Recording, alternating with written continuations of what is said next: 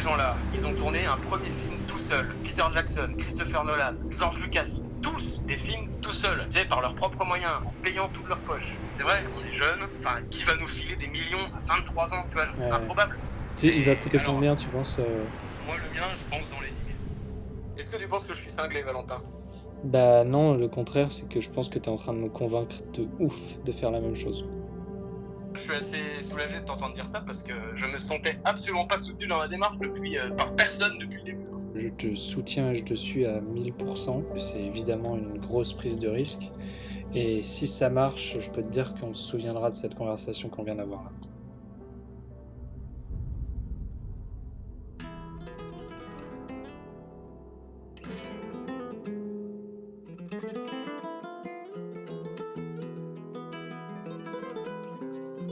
Bon, et ben, c'est parti. Salut, moi c'est Valentin, et lui c'est Maxime. Je l'ai rencontré il y a plus de 10 ans, et c'est vite devenu un de mes meilleurs amis. Je pourrais parler pendant longtemps de tout ce que j'ai pu partager et vivre avec ce jeu à Uluron, mais ce n'est pas le sujet de ce film. Quelle horreur. Ce film, il raconte l'histoire de l'aventure folle dans laquelle s'est lancé Maxime en 2019. Son objectif, réaliser un film. Un long métrage de fiction, ou comme on aimait le dire à l'époque, un vrai film de cinéma.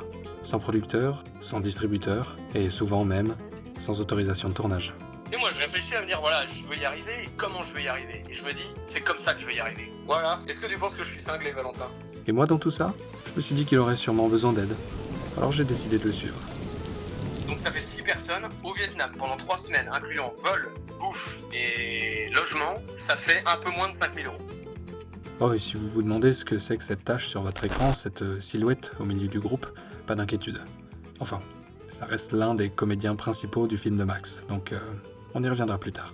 Parce qu'à ce moment-là, comme pour vous, aucun de nos personnages ne sait à quoi s'attendre. Mais s'il y a bien une chose de sûre, c'est que le chemin va être long, difficile, dangereux. Tout pour faire une bonne aventure, en fait. Nous faisons un film sans son désormais. Alors il y a eu le typhon. Quand on est arrivé, en fait, il y avait plus de plage. On savait qu'il fallait 2 heures, mais nous on avait vu ça sur un plan en 2D. Ce qui est sûr, c'est qu'on n'a pas l'autorisation de le film ne pourra pas être inscrit en festival comme ça. J'ai plus du tout envie d'avoir dans mon film, quoi. Comment tu peux avoir envie à faire pareil? Critiquer mes amis, critiquer le talent de mes collègues artistes. L'activité sismique de La Palma a battu tous les records avec une seconde éruption spectaculaire. Ma mère me manque, oui. Pardon, tu peux couper ça. Alors prenez du popcorn, installez-vous confortablement et laissez-moi vous raconter comment Maxime a tout tenté pour concrétiser son rêve et réaliser Filmmaker, son premier long métrage. Tu dis ok, on va faire tout ça sans production, sans argent. Est-ce qu'on va y arriver? C'est dans le deal. Je vais me casser l'orteil du pointeur.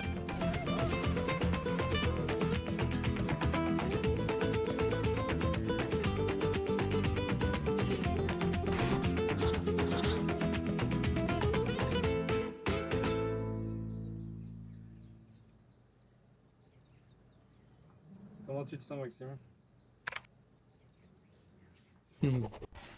Anxieux. Alors, Maxime étant le héros de cette histoire, permettez-moi de revenir un petit peu en arrière, parce que je me souviens vaguement avoir lu un jour, dans un livre d'écriture de scénario, qu'une bonne histoire commençait d'abord par la présentation d'un bon protagoniste. Maxime grandit à Verdun, en France. Nourri par les paysages verts du département de la Meuse, très vite il développe une sensibilité pour le cinéma. Fasciné par les blockbusters américains des années 90-2000, il découvre les films de Steven Spielberg, Zack Snyder, William Friedkin, et bien sûr, parmi tant d'autres, la saga des films Harry Potter. Sur Internet, il rencontre un groupe de fans avec lesquels il lance une chaîne YouTube où ils partageront leur passion commune pour cet Bienvenue univers. dans ce gros vlog qui va porter sur notre rencontre, la rencontre du Potter Show enfin, en vrai. Non mais ça y est là, les gros zooms. Il y a un peu plus d'un an, nous avons commencé avec l'équipe du Potter Show, l'écriture et la production du court-métrage Le Maître de la Mort. Le film sera projeté en avant-première dans un cinéma en région parisienne. Ils sautent le pas et tous ensemble se lancent dans une première expérience de réalisation qui apportera déjà beaucoup à Maxime. J'interviens dans cette histoire à mes 17 ans, lorsque je me retrouve à la très prestigieuse Université des Arts de Metz. C'est là, parmi tous les studieux étudiants passionnés et autres branleurs professionnels, que nos chemins se croisent avec Max. Je crois que c'est notre historique similaire qui nous a rapprochés. Enfants rêveurs, isolés, réfugiés dans le cinéma, ensemble on réalise des courts-métrages avec les moyens du bord, et je découvre déjà chez lui de grandes ambitions. Sur ses projets, il est toujours déterminé. Rien ne peut l'arrêter. Même pas une petite entorse. Même si à ce moment-là, c'est toujours bien d'appeler quelques amis en renfort. Comme moi, par exemple. Bon allez, je veux bien aider, mais juste pour ce film alors. Ensemble, on passe nos soirées à refaire le monde, à s'imaginer recevoir des prix internationaux pour nos créations d'étudiants. C'est déjà bien ancré dans nos têtes que on veut faire des films. Enfin non, on va faire des films. En 2018, j'ai envie de partir explorer un bout de l'Arctique et Maxime est assez fou pour m'accompagner. C'est sur l'archipel du Svalbard que je lui pose cette question. Max, ça te dirait qu'on réalise un long métrage ensemble ? Sa réponse ? Non. Non parce que, pour Maxime, un film c'est un bébé. C'est son bébé, sa création. Maxime est un réalisateur exigeant pour qui la perte de contrôle n'est pas envisageable et qui doit toujours avoir le dernier mot. C'est surtout un garçon qui, je pense, a beaucoup de choses sur le cœur et donc beaucoup de choses à dire. C'est aussi ça, vouloir raconter des histoires. Un jour, une idée nous vient. Tant qu'elle n'est pas couchée sur papier, elle est à nous et à personne d'autre. Et ensuite, et seulement ensuite, elle sera à tout le monde.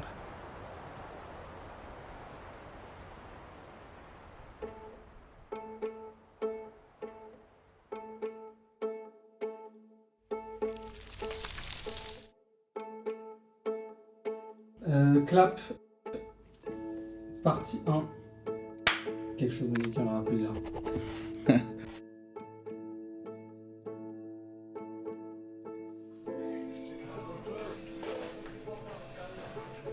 On a commencé à travailler, lui ça faisait déjà un petit bout de temps qu'il travaillait dans un bar à Verdun.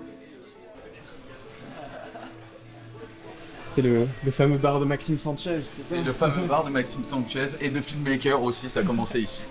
Et en sortant du service, il est venu me voir un soir de cet été-là pour me dire écoute, j'ai une idée de long métrage, je sais pas ce que t'en penses. Mais mon père est pas trop chaud qu'on allume un feu, même un camping-gaz. C'est là où Maxime a pitché l'idée de filmmaker et c'était vraiment le jour même où il avait eu l'idée.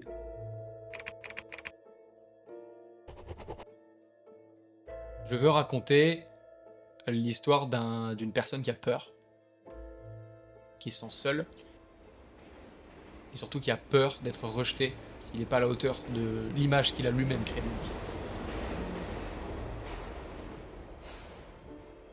Je sais pas si c'est très clair. C'est l'histoire, c'est une personne que j'ai été, que je serai probablement toute ma vie. Bonne première.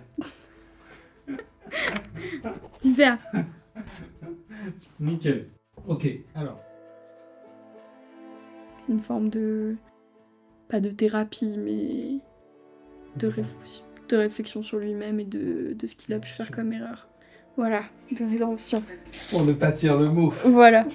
Ce serait mentir de dire que Filmmaker n'est pas aussi inspiré de la vie de Maxime, de lui-même, de son entourage, de ce qu'il a vécu. C'est quand même un film sur des amis qui font un film aussi. Filmmaker, le film de Maxime, raconte l'histoire de Georges, jeune réalisateur qui se lance dans la réalisation de son premier long métrage, sans producteur. Vous avez déjà entendu ça quelque part ? C'est normal, c'est exactement le résumé de ce documentaire. C'est exactement ce que Maxime a décidé de faire pour réaliser son film. Mais au début, il est très secret sur ce projet. Quand on s'appelle pour dire autre chose que des conneries, on parle concept, morale, philosophie, mais concernant l'histoire de son film, il reste très vague.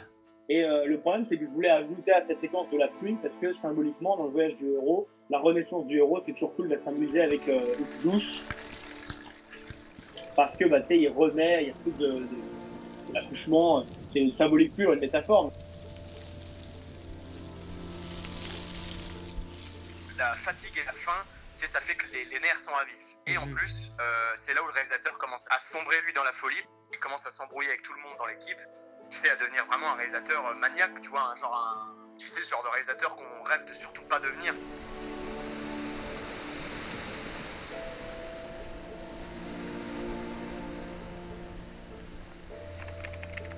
Moi, je j'ai très très peur de devenir ce mec qui parle dans mon dos. Où les gens, comment dire, sorte de mutinerie en fait. Ouais, bien sûr. Ouais.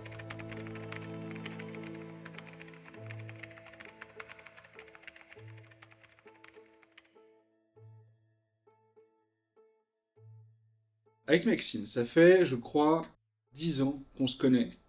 Je pense que c'est un de mes plus vieils amis, vraiment. C'est ça qui t'a poussé à bosser dessus ou est-ce que Maxime t'a menacé avec un pistolet? Il m'a d'abord menacé, ouais. Et puis après je me suis dit c'est cool quand même. C'est cool de travailler par obligation.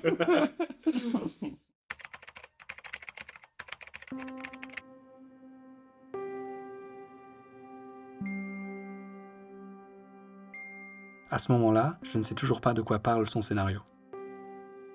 De cet appel, tout ce dont je me souviens, c'est que Maxime voit les choses en grand. Comme décor, il veut une jungle. Une vraie jungle. Et c'est au Vietnam qu'il veut la trouver. Avec moi. Et en fait, il se trouve que sa directrice de production, c'est une amie d'enfance à moi. Okay. Du coup, je me suis dit, bah cool, je vais lui présenter un peu mes projets, on sait jamais. Donc je lui explique et je lui envoie ma note d'intention, je lui explique voilà mon projet de faire un film tout seul, comme un gros bâtard en indépendant. Elle a sorti un truc, ah oui, non mais c'est vraiment une bonne idée, c'est un beau projet, mais par contre vraiment, tu sais, il faut pas mettre ton propre argent dans un film, il faut pas prendre de risques, il faut avoir des subventions, c'est pas comme ça qu'on fait un film. Ben, apparemment, ça marche pas non plus de demander des subventions et de trouver des producteurs, puisqu'on les trouve pas. Je peux pas l'entendre.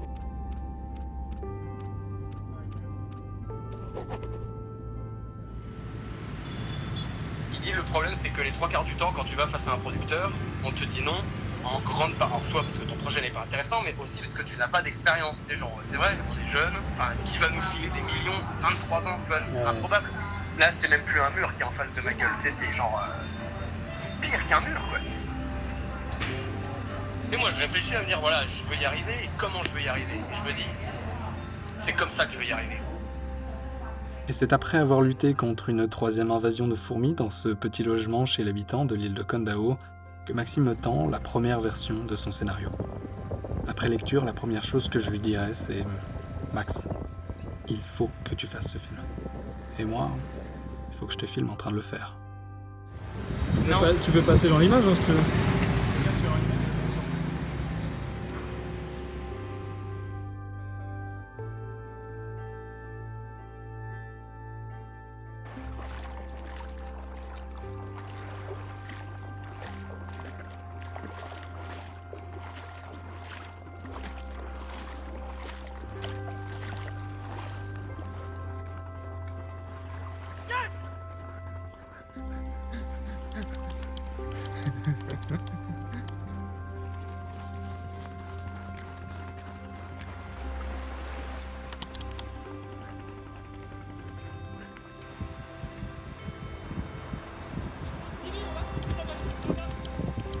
Ok.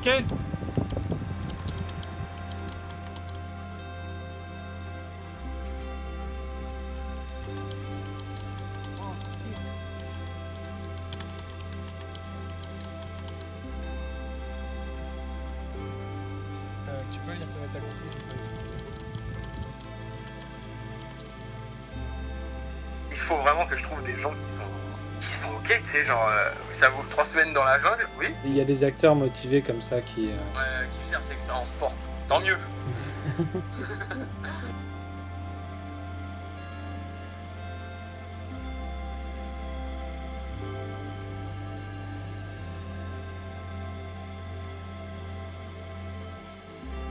Il y a un énorme risque, mais j'en ai rien à foutre, quoi, tu vois ce que je veux dire, genre, je me dis, je le dois à un travail de malade, quoi, genre, à du courage, se dire, bon bah allez, prends le risque, quoi. Tous ces gens-là, ils ont tourné un premier film tout seul. Peter Jackson, Christopher Nolan, George Lucas, tous des films tout seuls, tu sais, par leurs propres moyens, avec des acteurs gratos, en payant toute leur poche. Ils ont trouvé un distributeur et ils ont envoyé le film, tu vois, genre c'est... Est-ce que je paye tout à tout le monde? C'est-à-dire vraiment, littéralement, je paye tous les billets d'avion, je paye toute la bouffe, tous les hôtels, tout ce que je peux faire. Honnêtement, je peux le faire. Hein. Je veux dire, ce serait normal. Les gens, de toute façon, ce qui est évident, c'est que personne ne sera payé. Je veux dire, ce sera vraiment du bénévolat. C'est-à-dire que toutes les économies vont y passer. Soit je me plante complètement, soit ça va marcher et ça va être très cool.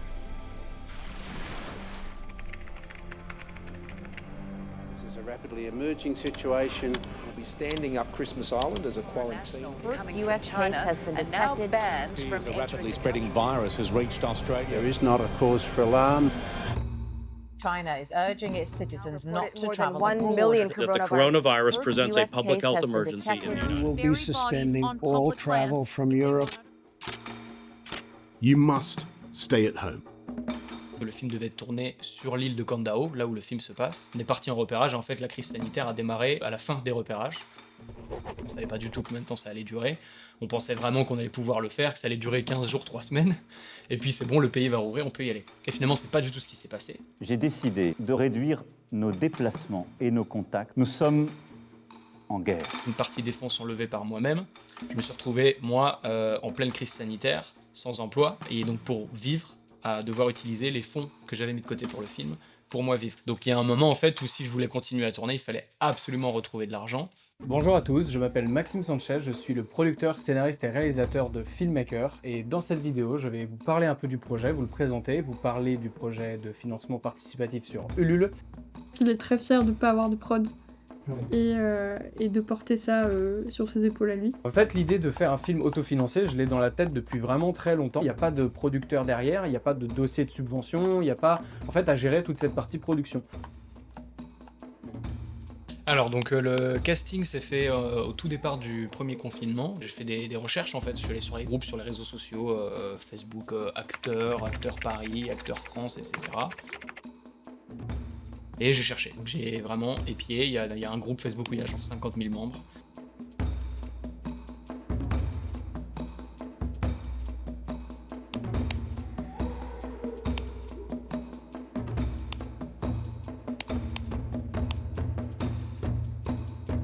L'enregistreur, tu peux le déclencher. Ouais, c'est parti. C'est parti. Ça risque pas de frotter là? Non, t'inquiète pas. I can hear you. There is another man on the island, a castaway. His name is Kwan. Il m'a envoyé le scénario par mail que j'ai commencé à lire, qui m'a beaucoup plu, enfin que j'ai lu d'une traite. Et à partir de ce moment-là, après il m'a envoyé des scènes. Et comme on était en pleine période de confinement, du coup j'ai dû faire des save tapes, voilà. Écoute, je me dis que en venant 3 semaines, on a vu large. Enfin, tu l'as dit toi-même. Bah, si on fait ça vite, on peut peut-être avoir le temps de tout tourner, non?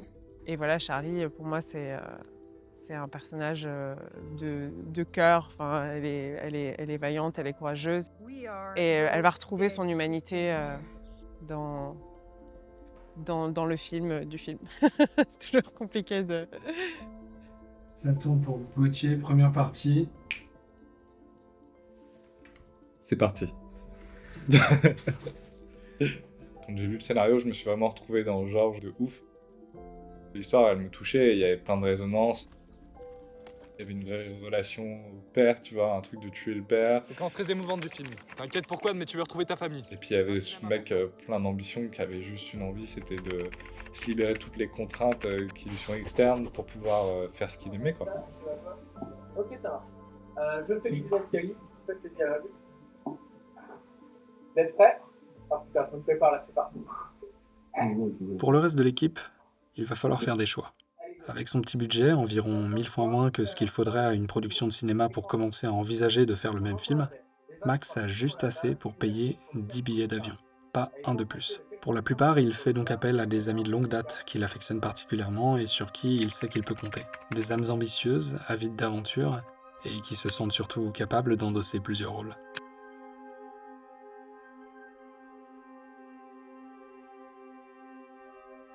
La première fois qu'on s'est rencontrés, c'était finalement sur le premier jour de tournage. Enfin, qu'on s'est rencontrés réellement, quoi. Comme toute l'équipe, finalement. Cette première scène qu'on a tournée, c'est quand même la scène dans un aérodrome, avec l'avion. On est arrivé dans un énorme hangar. Je sais pas, un hangar de genre, ouais, au moins 2000 mètres carrés. Et il y avait un énorme avion dedans, avec un projecteur, mais gros comme la moitié de la table. Il y avait un truc, je pense qu'on était tous un peu comme des gamins à se dire ouais, c'est trop ouf ce qu'on est en train de faire. Ça va, il est déjà en pression. Là, il tape. Faudrait qu'il soit comme ça, quoi, non? Ouais, comme ça. Un peu plus haut. Un peu plus à droite. Tu vois, genre...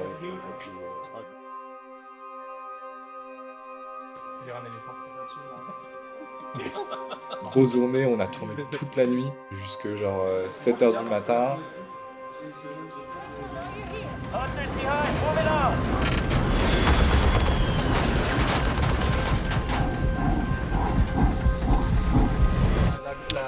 La lettre que moi j'ai mis, on est déjà vu.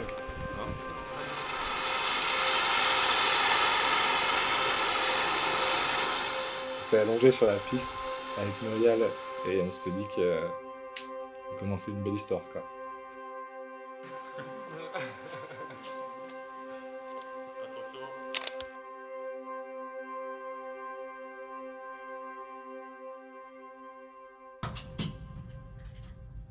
Comme beaucoup de gens, je ne partage sur Instagram que ce qui flatte l'ego, c'est-à-dire les photos de moi dans la jungle, de moi qui tiens une caméra sur un avion. Et en fait, ce ne reflète pas du tout la réalité. En vrai, je passe tout mon temps devant mon ordinateur et à passer des coups de téléphone et envoyer des messages audio à tout le monde pour essayer de faire un planning. Et ce n'est pas très marrant, mais il faut le faire. Donc je le fais. Par exemple, là, ça fait 15 jours que je me bats pour essayer de fixer une date de tournage. Et c'est très stressant, parce qu'il faut que la date de tournage coïncide avec la disponibilité de tous les comédiens, la disponibilité de toute l'équipe technique. Et c'est là, en fait, la limite des projets bénévoles, c'est que vu qu'on ne peut pas rémunérer les gens, on doit absolument faire en sorte qu'ils puissent avoir du temps libre pour vivre, et en même temps avoir du temps pour faire ce film. However much people discourage you, however hard it gets, it's at the end of the day, it's worth it. Est-ce que tu peux me parler, si tu veux bien, de ton personnage et ce qui t'a touché dedans, ce qui t'a motivé à te balancer sur voire peut-être 2 ans de tournage bénévole? C'était ce côté, en fait, ce mec, il lui arrive que des galères. Et il y en a un qui se prend une araignée dans la jungle, c'est lui. Il y en a un qui a des ampoules énormes, c'est lui. Il chope tout ce que tu peux choper, en fait. Se gratte à hauteur de l'oreille. Georges sort sa pince de sa trousse, Boone génie en panique. Sortez-moi ce truc de là. Georges enfonce la pince dans l'oreille et essaye d'attraper l'insecte. Ça bouge. Pardon. Il m'a fait beaucoup marrer, mais il m'a beaucoup touché, en fait, aussi, surtout, ce perso. Et c'est ce qui m'a donné envie de le faire aussi, parce que, comme tu dis, 2 ans de tournage bénévole, dit comme ça peut être un peu, quand tu as une vie à côté. Alors, puisque le film raconte l'histoire d'un cinéaste et d'un groupe de cinéastes qui partent faire un film dans la jungle, on a décidé de partir faire ce film en Martinique. Et finalement, la Martinique a aussi été confinée, donc à 3 semaines du départ. Donc de là, le plan B, ça a été les Canaries. Alright, bon très bien. Comment vous vous sentez? On part dans 15 jours. Ouais, voilà. Très bien. No stress. Je vous présente Valentin, mon acolyte de voyage avec qui j'ai fait les repérages au Vietnam. Enchanté tout le monde. Salut. Du coup, tout le monde est là Il manque juste Gauthier qui a son train a pris du retard, donc il sera là dans un quart d'heure. Ok, et toujours pas de réponse de la FEMIS, c'est ça? Non, alors il a eu un mail. La personne qui n'est pas la personne. Je pense sur 1600. Et c'était cette chance-là.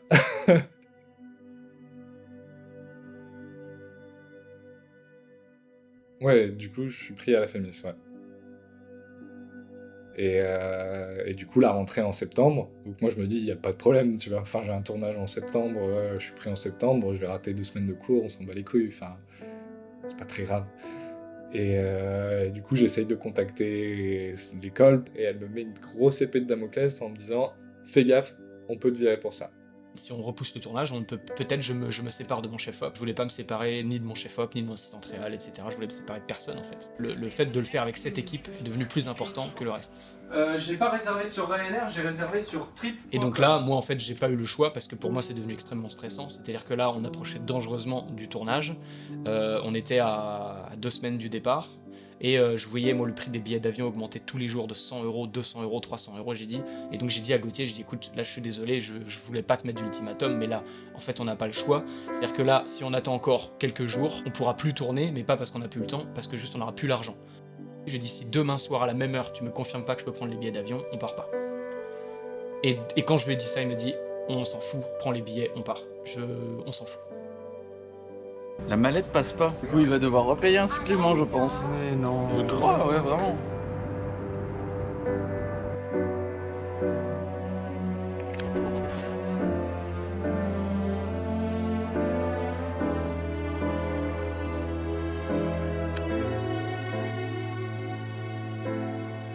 T'aurais pu être viré avant même d'arriver à la Phoenix. J'aurais pu être viré avant même d'arriver à la Phoenix.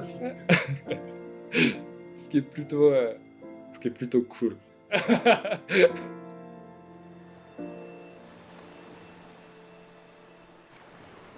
Merci beaucoup de votre attention. Je vous laisse découvrir les images et puis à très bientôt, j'espère, avec le film terminé.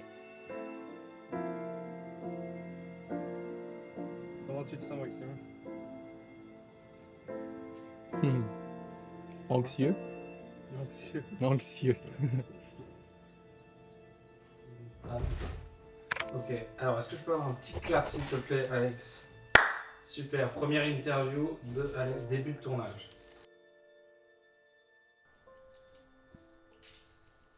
Tuto lavage. Tuto lavage d'objectif. J'avais connaissance du projet Filmmaker qui naissait, qui était en construction. Et je me suis dit, tiens, ça pourrait être sympa d'en savoir plus, parce qu'à cette époque-là, je débutais vraiment le métier de chef-op. Voilà. Après. On a beaucoup discuté sur le projet, et ça a matché dès le début. On avait les mêmes idées, les mêmes envies. Et ce qui m'a donné vraiment l'envie de participer à Filmmaker, c'était vraiment montrer que c'est possible de réaliser un film d'aventure avec très peu de budget. Alors clairement l'arrivée, il faut la faire au dernier spot où on était. Arrivée jungle et premier arrêt. Premier arrêt, est-ce qu'on le fait toujours au spot impressionnant là? Sur le tournage, du coup, Georges révèle à Boone la vérité et Boone jette le sac. Scène 40, Georges révèle à Laurence ce qui s'est passé et ensuite il se retrouve tout seul et il chute. Donc on a 1, 2, 3, 4, 5, 6, 8, 10 scènes. Ouais. Faut trouver 10 décors. Tranquille. Let's go. Ok. Hop, on voit encore beaucoup de ciel, tu vois, on se dit ah ça y est, on commence à rentrer et là on fait un beau plan, on les a de dos et là genre, tu vois, on lève la cam vers les falaises.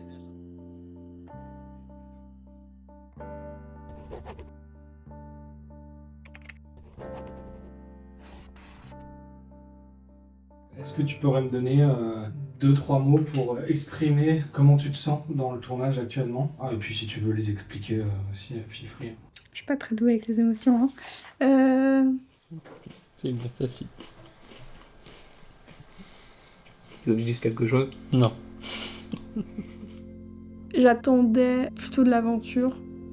Parce que quand tu lis le scénario, c'est ça, tu dis ok, on va faire tout ça sans production, sans argent. Et voilà le setup de Boone. Il est dans les affaires de Look, là, je sais plus. Et cool. Est-ce qu'on va y arriver? Mais il sera bien. Ok. Tu préfères qu'on dise plus tôt, tu vois? Quand même se rendre compte que là, ça fait 1 an que je prépare la semaine qu'on est en train de vivre. Et la semaine qu'on est en train de vivre, chaque heure qu'on passe sur le tournage, elle va peut-être être décisive pour tout le reste de ma vie. Quoi. Ce qui est sous la... c'est accessible. Découverte des accessoires. Très pro. Très pro, hein. Et tu sais, vraiment, t'as ce truc où tout se joue là, quoi.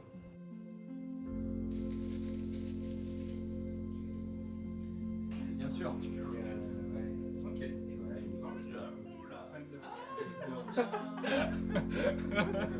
Ah la souffrance, mon gars.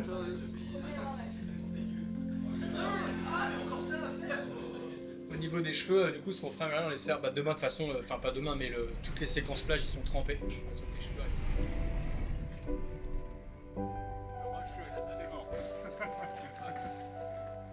j'ai été forcé par mon père pour qu'elle est là. Ça fait quoi hier, du coup?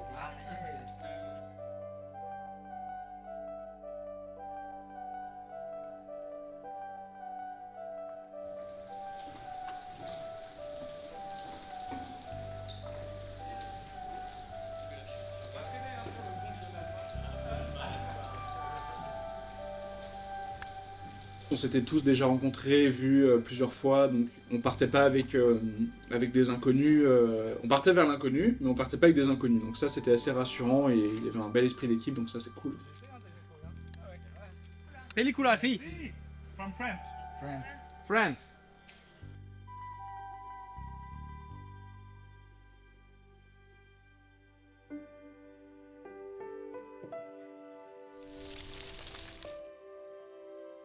En fait, pendant nos repérages, on avait repéré une sorte de grosse crevasse, un truc assez impressionnant. On s'est dit, putain, là, pour le coup, ce serait vachement beau de filmer là-dedans. On a cherché comment accéder à ce truc-là, et Valentin a trouvé. Valentin a dit, ah, je crois qu'il y a une espèce de pente là sur des cailloux, on peut peut-être descendre.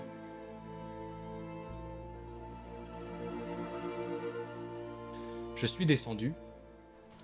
J'ai un peu avancé là-dedans. Et là, on est tombé sur une espèce d'énorme vallée, prisonnière au cœur d'immenses falaises de jungle complètement recouvertes par la végétation, complètement abandonnées. On avait l'impression d'être au centre de la Terre.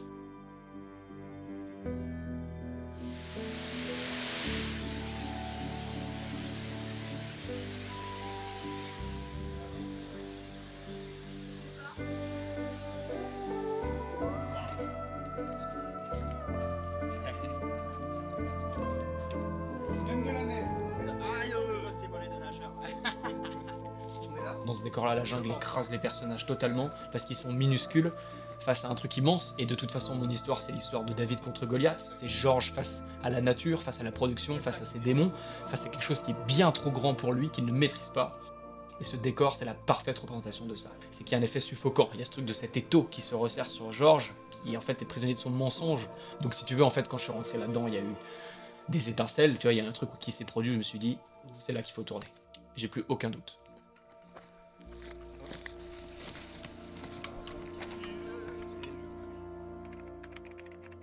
Starfighter B4823, this is an SOS. I repeat, here is Charlie March, I'm alive. I repeat, I'm alive.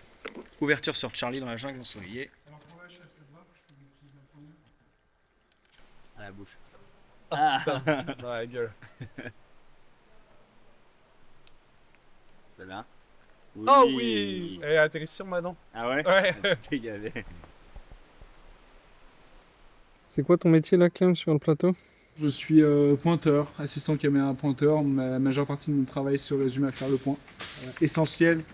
Et en même temps, si c'est foiré, ça casse les couilles de tout le monde. Mmh. C'est un peu... Et personne te remercie quand c'est bien fait. Exactement. Ah ouais, des petits problèmes de points. Et la partie forêt, jungle, c'était, j'ai trouvé ça vraiment super. C'était un décor absolument magnifique, qui n'était pas finalement si dangereux que ça, même s'il y avait des petites pierres qui tombaient des fois, voilà, de 30 mètres à côté de nous. Bon voilà, 3 fois rien. On essaye comme ça, on sait si on décide qu'on se fait ça là. On essaye vite fait. En plus, c'est vrai que ça c'est moche, donc en plus ça sera hors champ. S'il arrive là-dessus, c'est bon. Hein. S'il arrive là. Charlie! Ah, c'est cool aussi, hein. C'est cool, non? Ouais. Il arrive là-dessus. Bah, une des difficultés que j'appréhendais beaucoup sur le tournage, c'est la lumière naturelle. Donc ça, c'est un gros défi, puisque du coup, on est complètement dépendant de la lumière et de la météo. C'est bon. Frotte bien sur toi. Lève les bras. Ah ouais. L'autre bras. Ah mon dieu, ça pue la friture. Les épaules. Juste lève la lanière là.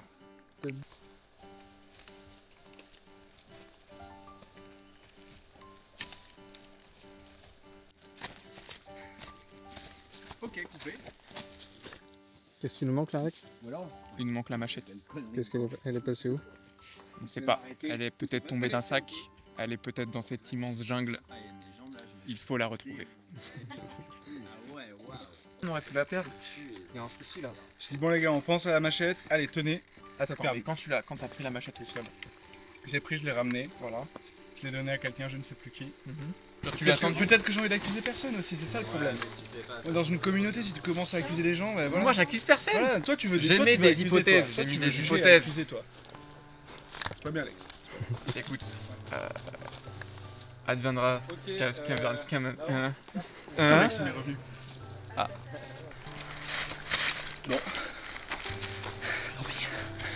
On va faire la photo avec la fausse machette, puis au Photoshop, je essaierai de donner un effet un peu stylé. On en a pas besoin pour la scène là-bas. Puis bah les autres scènes, eh ben, on fera avec la fausse. Hein. C'est-à-dire qu'il faut surtout pas péter les fausses. Ouais.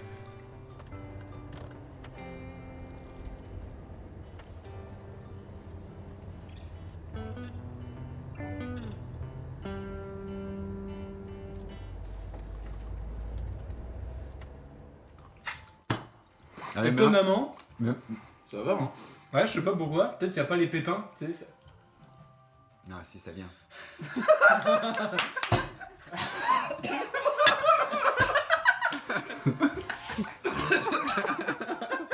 Ça vient après. C'est de pire en pire là-bas, Quentin. Ouais. La brosse à cheveux.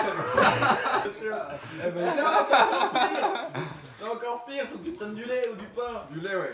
Non mais je vous jure qu'au début ça piquait pas du tout. Et le temps que les pépins ils agissent... Les Canaries, c'était 2 semaines à vivre tous ensemble. Quel con, putain. Pas vraiment tous ensemble, parce qu'il y avait 2 Airbnb séparés. Mais par exemple, c'est Heureusement. vraiment... Oui, heureusement que je n'étais pas avec vous. Comme ça, donc ça fait 1, 2. Alors attends, on reprend. 1, 2. Ok. 1, 2, 3. 1, 2, 3.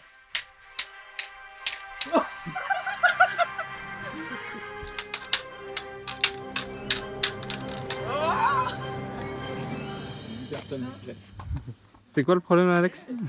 Bah là, on va essayer de passer à Los Tilos sans faire de bruit, sans attirer l'attention. Parce qu'on n'a pas les autorisations de tournage, c'est ça? Non, non. On n'a pas les autorisations. Pas pour le moment. Et toi, c'est quoi ta perche, c'est Hein? C'est quoi ça? C'est mon bâton de marche. Ah oui, d'accord. Bon, vous pouvez rentrer alors. Oui, monsieur, je tout peux va bien. rentrer, monsieur. Très bien. Je ne suis pas un délinquant.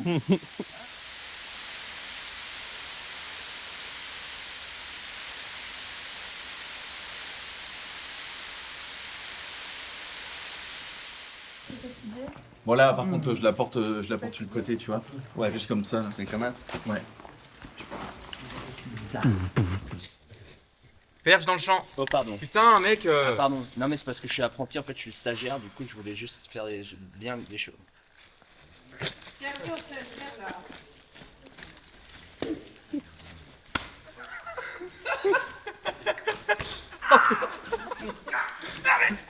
Parce que je trouve que ce plan où ils sont tous les deux ensemble, il est beaucoup plus beau et je préfère. Mais c'est toi qui me dis, tu penses que par sécurité, je devrais faire un champ contre champ ou pas? Pour moi je préfère. Je disais en fait, normalement c'est un champ contre champ. Ouais, c'est ce que je me suis dit. Il est tellement plus stylé le plan où ils sont tous les deux ensemble. Je trouve que. Puis moi, vu que j'aime pas couper, j'aime bien garder les longs plans. Si ton rythme est bon pour toi et si tes intentions y sont, Ouais. pas à peine de rajouter les plans. Bon, bah on rajoute pas alors. Hauteur? Ça tourne au son? Ça tourne à l'image. Ça tourne au son. 34 sur 1, deuxième. C'est quoi en général le rôle d'un réal versus la réalité? Comment ça se passe avec Maxime? On constate un peu plus de désespoir là, c'est trop technique encore. C'est trop. Je pense que Maxime a beaucoup de mal à faire confiance quand c'est son œuvre à lui, à d'autres gens qu'il ne connaît pas. On y va et. C'est bon. Action! Et j'ai l'impression que si c'est des gens en qui il n'a pas confiance, il veut rien entendre.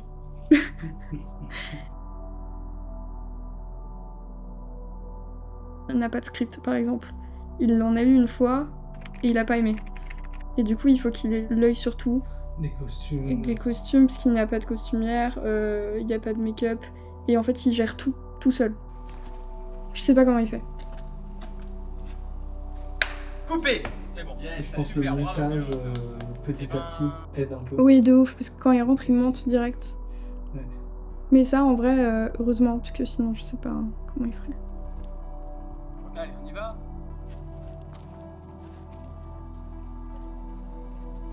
Ah! Cut! Ça va, Gauthier? Maxime est un petit peu le chef-op, il est un petit peu élec, il est un petit peu ingé son, il est un petit peu chef déco, il est un petit peu script, il est un petit peu compositeur, il est un petit peu monteur, il est un petit peu étalonneur, en fait il fait tous les postes quoi. Prêt? Action! C'est cool tu vois, et encore une fois ça m'amène à des questionnements, genre de où est-ce que ça s'arrête, tu vois, où est-ce que ton contrôle s'arrête. Coupé! Plan suivant, très bien. Je sais pas si c'est par un manque de moyens, mais je pense pas. Je pense qu'il a besoin de contrôle assez important. C'est pas qu'il sait pas travailler avec une équipe complète, c'est qu'il en a pas la volonté, qu'il en a pas l'utilité et qu'il se sent assez à l'aise avec l'équipe qu'il a là pour travailler comme ça. La perche est dans le champ là. Arrête-toi, tu peux percher dans le champ.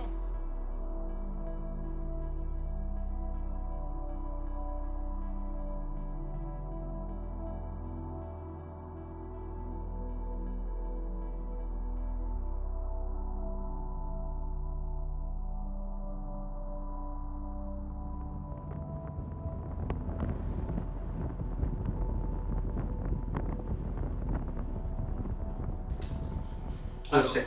Découpage. Alors, 25. Alors, devant le plan 1, je pense qu'on est ok. Donc, Crane. Ouais, Crane. Quelle focale ça? Je pense peut-être 24 mm.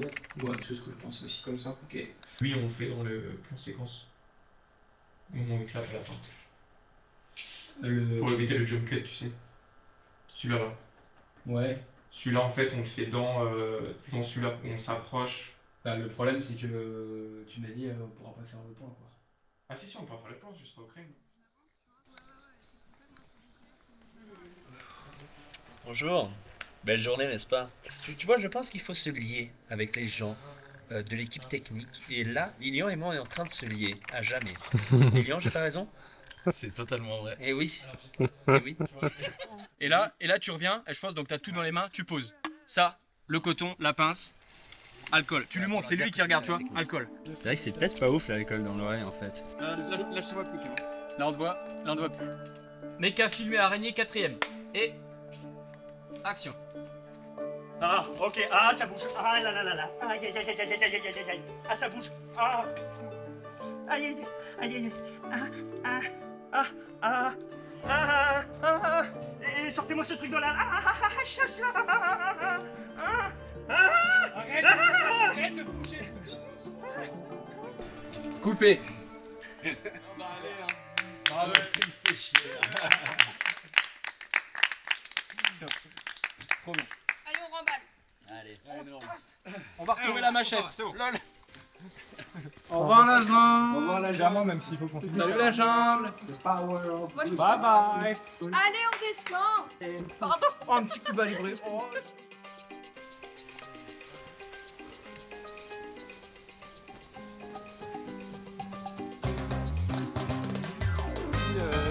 On y est enfin. Je veux dire, ça fait... On réveille demain 5h. Vraiment, on va se câliner toute l'année. J'ai déjà hâte, mec. Je vais te... C'est dingue. C'est dingue.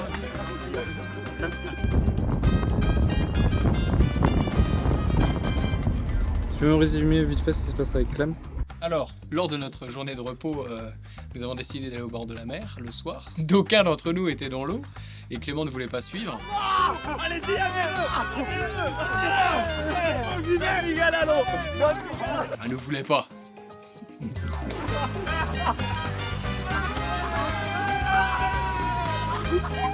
Et bref, nous l'avons tiré un peu de force dans l'eau et malheureusement, apparemment il s'est cogné le petit orteil du pied gauche sur le seul caillou de la plage.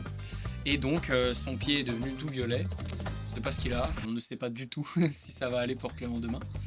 Mais on espère. En vrai, pour faire le point, t'as pas besoin de te montrer, ça va. C'est bon, je peux le faire en wifi, tu l'as pas. On vient de casser l'orteil du pointeur. Oh non.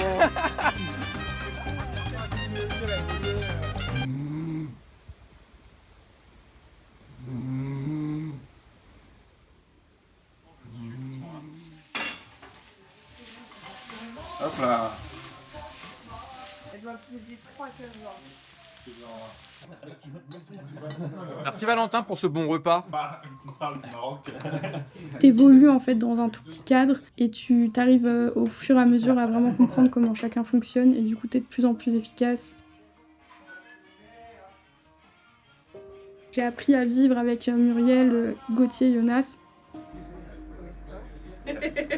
Après on peut la faire jusqu'à un peu plus loin.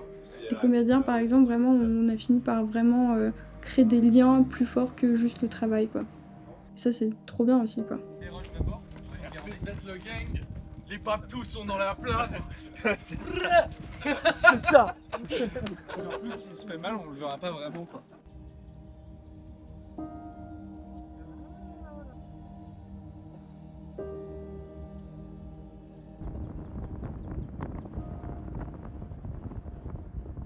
Alors, faites gaffe, il y a du monde qui descend là. On l'a fait. En fait, il faut des maquis. Ouais, attends, non mais je ferai pas mal. Et après ça s'est quand même globalement bien passé. Alors il y a eu le typhon. Muriel, tu veux bien nous expliquer ce qui se passe? Alors, comme on peut voir, la marée est haute aujourd'hui, très haute. Et on était censé aller tourner dans la plage qui est tout là-bas au fond, sauf qu'on voit bien qu'on ne peut plus passer. Et avec le matos qu'on a, c'est un peu compliqué. C'est d'ailleurs en essayant de traverser qu'elle s'est pété la gueule et qu'elle s'est fait ça. C'est ça, exactement. On tournait sur une plage le premier jour et le lendemain, quand on est arrivé, en fait, il y avait plus de plage, il y avait que de l'eau. C'est pas les personnages qui sont dans le film, du coup vous n'êtes pas maquillés. Faut juste que. Ok, bon, de toute façon là c'est pas le moment de trouver une plage. Là on est là, les affaires qu'il faut tourner si on veut pas perdre la journée. Et la plage on va trouver une solution. Ouais. On fait ça? Vas-y Gauthier, t'as les clés comme ça on se... Alors, ce qui se passe, c'est-à-dire qu'il y a un typhoon qui se crée au large de la côte atlantique en ce moment et il y a des vagues avec une période de 25 secondes. Plus il y a de secondes entre les vagues, plus la vague a le temps de grossir en fait. 25 secondes, c'est énorme. C'est pas du tout normal en fait. Il y a une houle de 0,8, je crois, donc de 80 cm avec 25 de période. Ça va juste être énorme. Et je ne saurais comment t'expliquer d'autres que juste ça. Donc c'est soit on fait tout demain, mais on risque de bâcler certaines prises. On va bâcler, oui. Soit on tourne demain et on tourne après-demain et on fait sauter du coup la journée de repos. Et dernière solution, on fait sauter une séquence.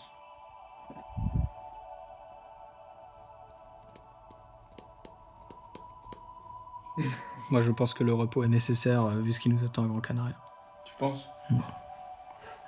Il y a une journée où on va marcher 2 heures aller sans qu'il y ait une séquence, 2 séquences, non une séquence, et revenir 2 heures de marche déjà, rien que ça c'est énorme.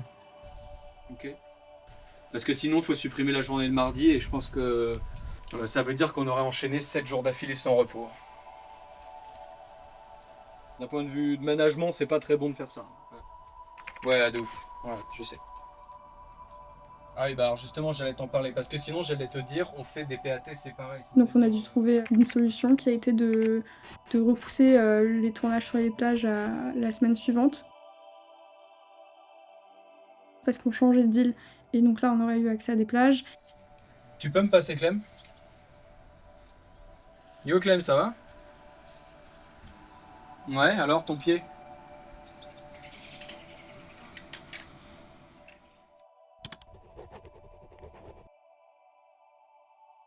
On a échappé à une éruption volcanique. Oui, c'est vrai. C'était une semaine après, non? 8 heures après. 8 heures après, ouais. Donc c'était la première île sur laquelle on était. Après on a changé, on allait sur Gran Canaria. Du coup quand on a vu ça, on était en mode oh my god, on a échappé à la mort. Alors que pas vraiment, on était même pas sur la bonne île, mais...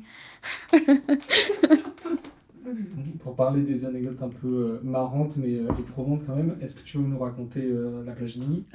Oh là là, la plage de Guigui.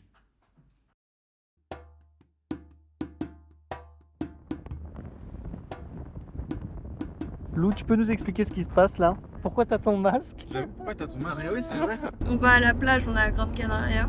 Et on doit tourner toutes les séquences de plage parce qu'on n'a pas pu tourner celles qu'on devait tourner sur La Palma. Ok. Mais le truc le plus drôle là-dedans, c'est plutôt le fait d'y aller. On savait qu'il fallait 2 heures, mais nous on avait vu ça sur un plan en 2D. Ils voient, genre sur internet, ils checkent les plus belles plages de Gran Canaria, et il y a la plage de Guigui.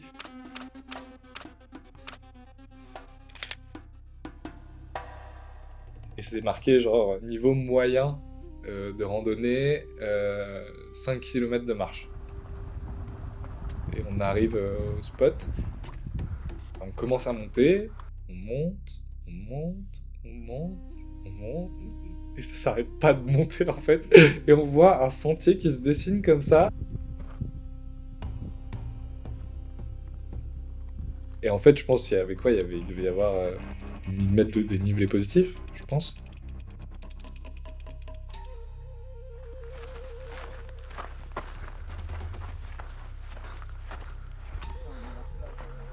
T'as vraiment des J'ai frissons? vraiment des frissons là.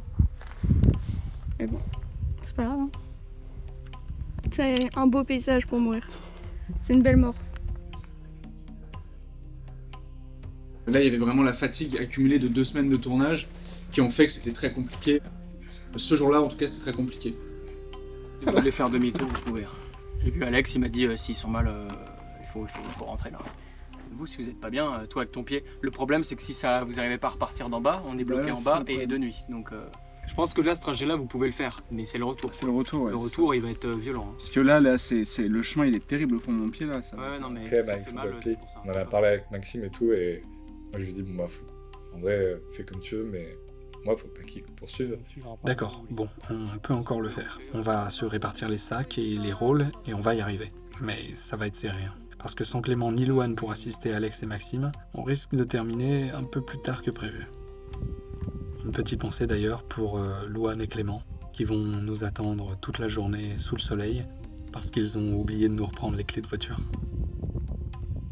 J'ai dû malheureusement abandonner la route en chemin, parce qu'en fait la douleur était trop intense, et la montée du premier col ça a été, mais la redescente ça a été fatal, et j'ai fait demi-tour du coup. On arrive enfin en haut au bout de, je pense, 2 heures.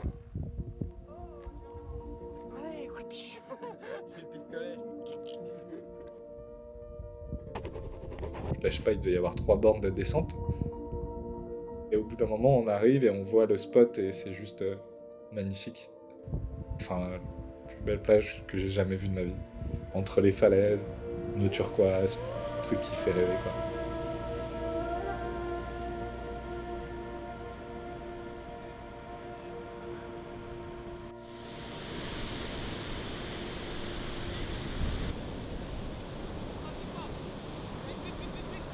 Gauthier, est-ce que tu peux te décaler un tout petit peu sur ta gauche? 1 sur 7, très bien. Hop. Alors Maxime, c'est un gars qui sait ce qu'il veut. C'est un réalisateur qui a vraiment une vision précise de son œuvre.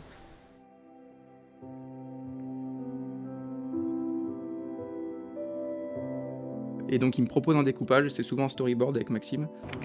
Donc c'est assez différent d'autres réals qui privilégient beaucoup le format texte. Et les autres sont derrière, tu vois. Captain Blanche, je crois que je t'avais montré la rêve. Lui, il est beaucoup visuel. Dessin, photo.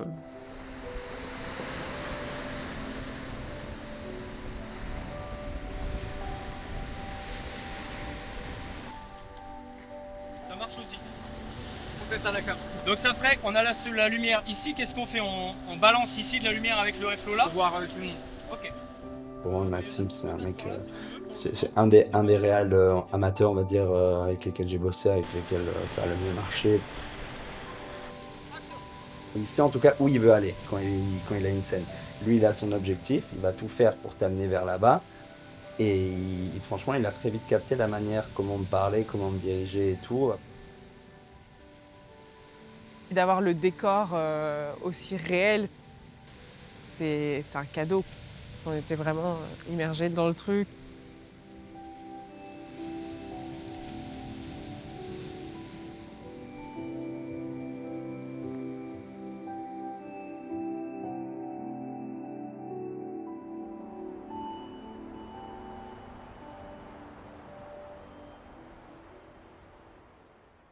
Et voilà quoi.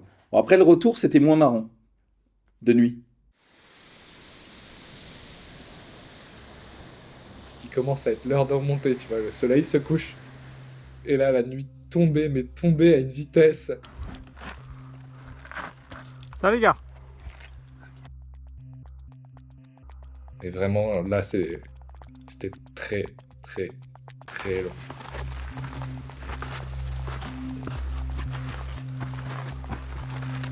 Du coup, on était tous déshydratés de ouf. Je pense qu'on a mis 2 heures là à remonter. Et ça paraissait genre 2 jours. Que tu penses beaucoup dans ces moments-là, t'es vraiment sur toi-même, c'est une forme d'introspection en fait dans l'effort.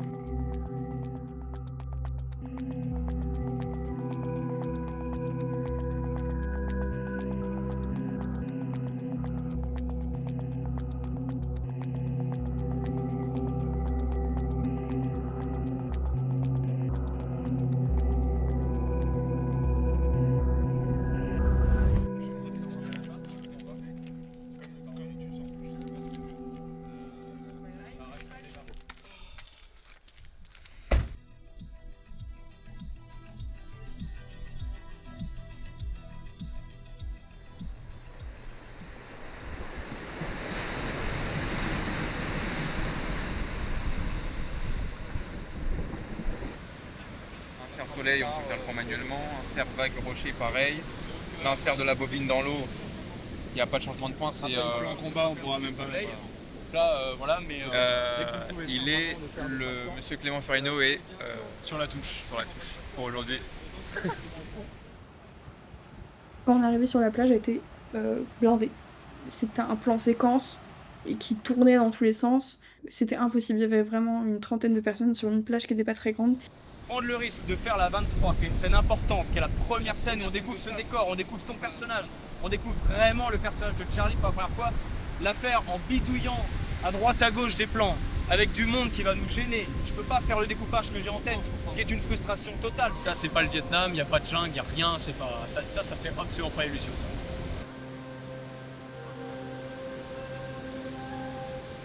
Ce jour-là, Maxime n'a pas de plan B. Enfin si, c'est ça, le plan B. Vous vous souvenez? Cette séquence, c'est celle qu'on devait tourner sur la première plage. C'est la séquence qui a été reportée parce qu'il n'y avait, plus de plage. Alors qu'est-ce qu'on fait? On plie bagages et on laisse tomber?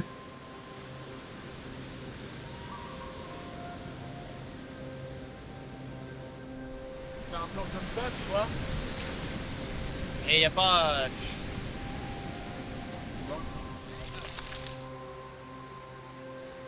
Si on ne tourne pas cette séquence, c'est comme si on rentrait sans film.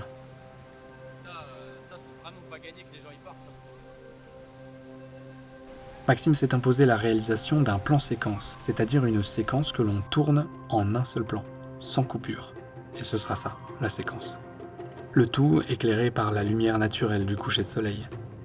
La fameuse heure dorée que tous les cinéastes fantasment. Et qui, en réalité, ne dure que 30 minutes. Et avec le coucher de soleil, justement, certains touristes commenceraient presque à se demander s'il ne serait pas l'heure de quitter la plage. La voie est libre. Ce combat, il a été chorégraphié pendant des mois avec l'aide d'un professionnel.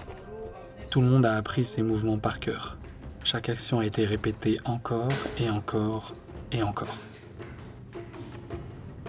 Là, ça marche pas. Le hack kick.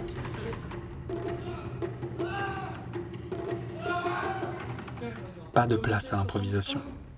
Le jour J, tout doit être parfait. Et oh là là là là. Parfait. En place. Moteur. Attention. Ça va prendre des affaires, Il y a eu un petit clash parce que la scène se passait pas bien. Jonas, tu restes en place, c'est les autres qui s'occupent des affaires. Je m'en bats les couilles, c'est les pas qui réseau. Je pense que c'est juste vraiment dû au stress que le soleil descendait très vite. La marée montait, donc à chaque fois on portait les accessoires. On joue contre le temps et puis la nature en fait elle va pas nous attendre. Action. Pas de cœur, on s'en bat les couilles. Action. On en avait 2 fausses machettes sur cette session de tournage, je sais pas pourquoi, on en avait qu'une. Donc grosse tension avec ça. Donc on avait une vraie machette qui a été perdue au bout de quelques jours de tournage. Et à un moment, Muriel lâche la machette et elle flotte. Et personne calcule que la machette part parce qu'on est en plein tournage. Je récupère la machette d'une main, je tiens la caméra de l'autre. Et au moment où je mets la machette, Maxime pète un plomb. Coupez. Gauthier était censé le faire par là-bas, on a répété ça. Allez, en place. Ramassez ta putain. Maxime s'est énervé et Gauthier s'est énervé. Allez, en place. On a répété ça. En plus on était en fin de tournage, c'était la fin des 2 semaines, c'était les dernières scènes qu'on tournait. Moteur. Ça tourne au son.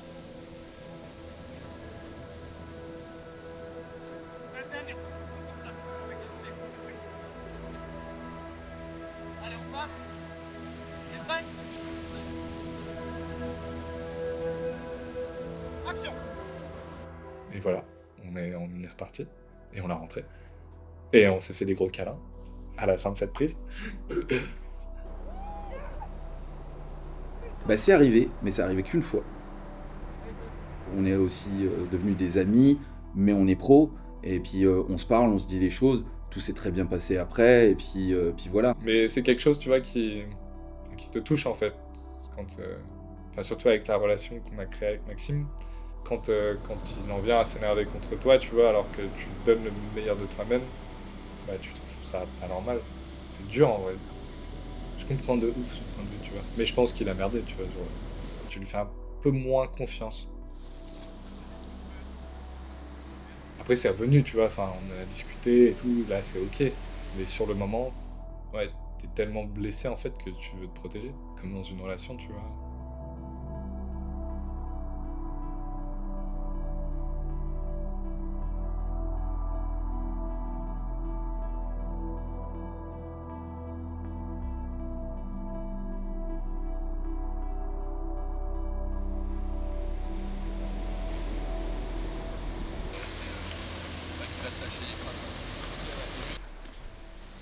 Ça va, Cam? Nickel. PAT dans 5 minutes. Là, on imagine que tu vois là-haut en train de galérer avec la prise de son. Tu vois Boone en panique. Elle tire le flair.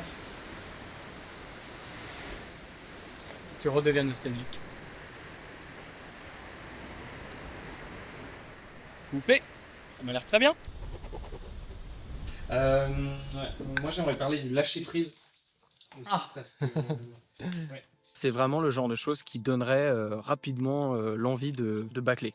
En fait, l'envie d'aller au plus facile. Et ce n'est pas simple du tout d'arriver à se dire non, on va prendre du temps, on va faire bien. Tous vers le coucher Et du soleil. voilà. Et puis, donc lui il demande prêt.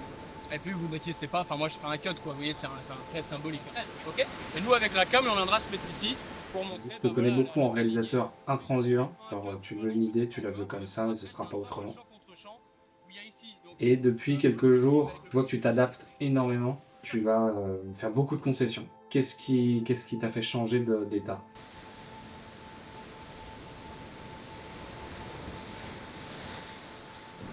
Ok. Attention Val, on va venir par là. Ok l'équipe. Tu peux revenir. Tu regardes la béquille.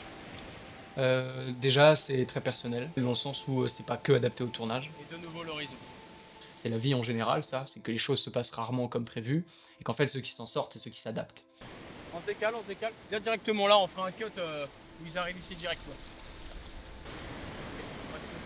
En fait, je me rends compte qu'il y a un tas de choses qui marchent. En fait, pour la même scène, tu peux la filmer de plein de manières différentes, et ça marche quand même, parce que si tu as des bons comédiens, tu as un bon chef opérateur, et que tu laisses ces gens-là travailler correctement, et ben en fait, la scène fonctionne. Juste, il fallait qu'on kiffe. Alors, je sais que dans mon cas et dans le cadre des comédiens, kiffer, c'est pas juste, c'est facile. Des fois, c'est aussi se lancer des vrais défis et de se dire, ok, là, on a très peu de temps pour faire ce qu'on doit faire, c'est un peu difficile, et à la fin, t'es fier.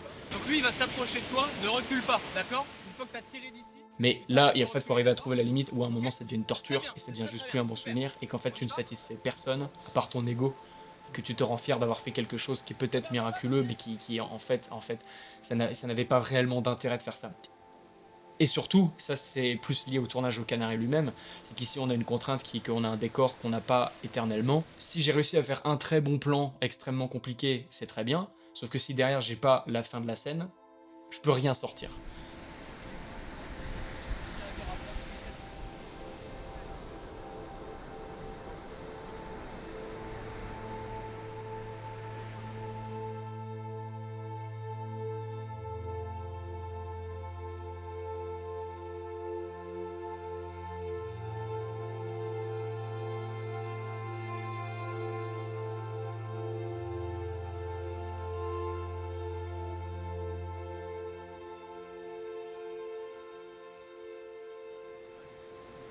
Faire, c'est sûr.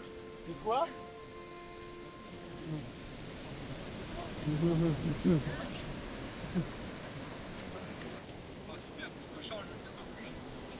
Fin de tournage. Yes.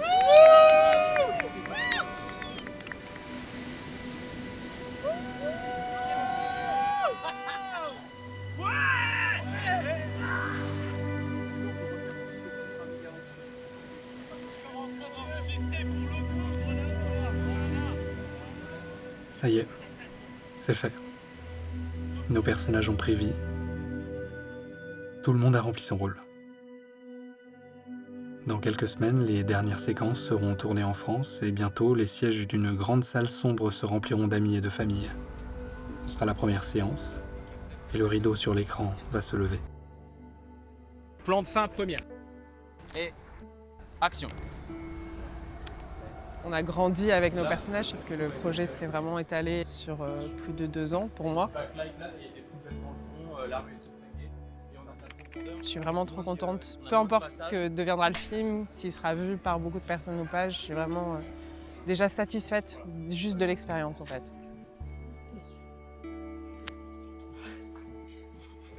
Au grand angle. Quelle horreur.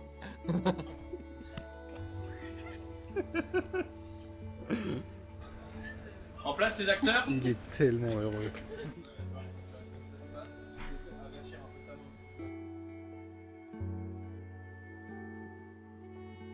Cœur d'avance en fait, à quel moment c'est assuré la cœur d'avance.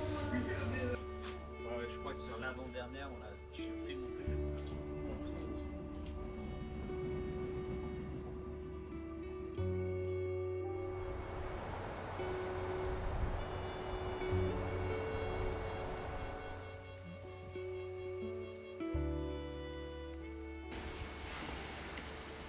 J'ai trouvé la fin de l'histoire. Putain.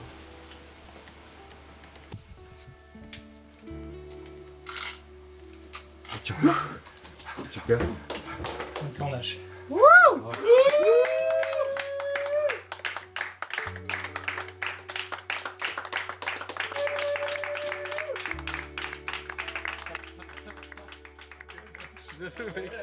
Ah, il faut chialer, c'est cool. Bien dans la gueule.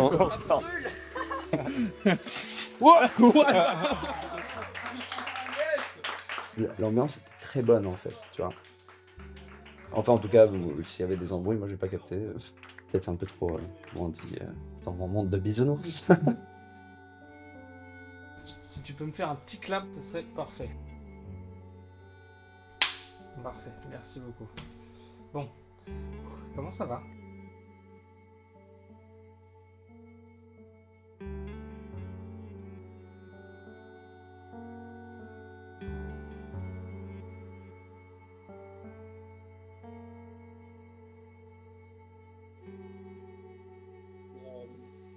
Non, puis tu sais, vraiment, c'est un truc, je me rends compte, là, on arrive presque à la fin du montage. Hein. On n'a pas mal, mais j'ai vachement avancé, je suis vraiment presque à la fin.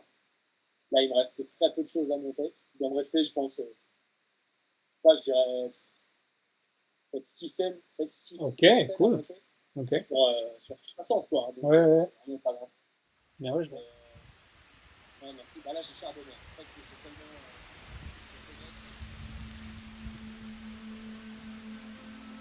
Je suis obligé de préciser ici qu'à aucun moment je n'ai voulu dégrader l'image de qui que ce soit. Depuis le début de ce documentaire, vous l'avez très certainement remarqué, quelqu'un est censuré à l'image. Cette personne a expressément demandé à ne pas apparaître.